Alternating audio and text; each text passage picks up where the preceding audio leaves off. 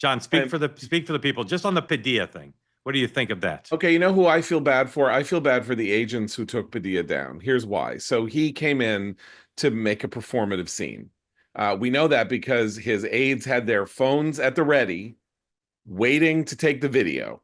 He was wearing a wireless mic. No, just kidding. I don't know that. No, but they're How do you like know that? How do you know they didn't, John? How do you know they didn't whip them out when the conflict began? Oh, come on. So he walked into the room. You could have advanced it for 4 seconds, have someone call and say he wants to ask a question. It wasn't really his place. It was a press conference, right?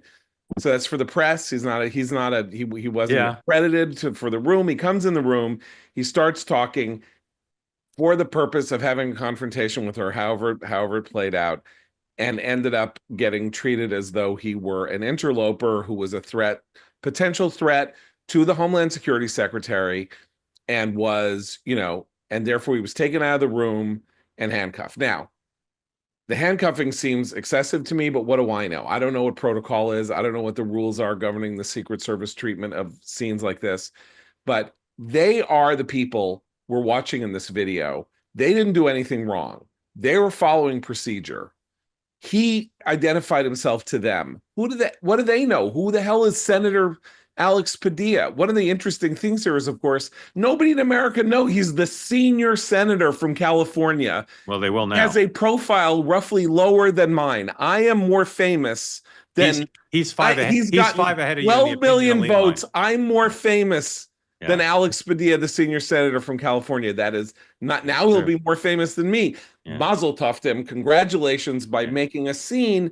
He gets a little attention, and he's now the third person to become a leader of the resistance. So I make almost no predictions. I listened to your podcast this week, and you were talking about this injustice that's being done to ICE agents, right? I think the scene here is you're basically taking these Secret Service agents and you're turning them into a tool of your resistance game. I think that's shameful. Okay. I hear you. And before I get Nancy, I'll predict Alex Padilla will never be the host of the commentary podcast. That's what I say. And I never make predictions. Want more great clips like that? I've got an idea. Hit the subscribe button, be part of the Two-Way community, never miss a clip.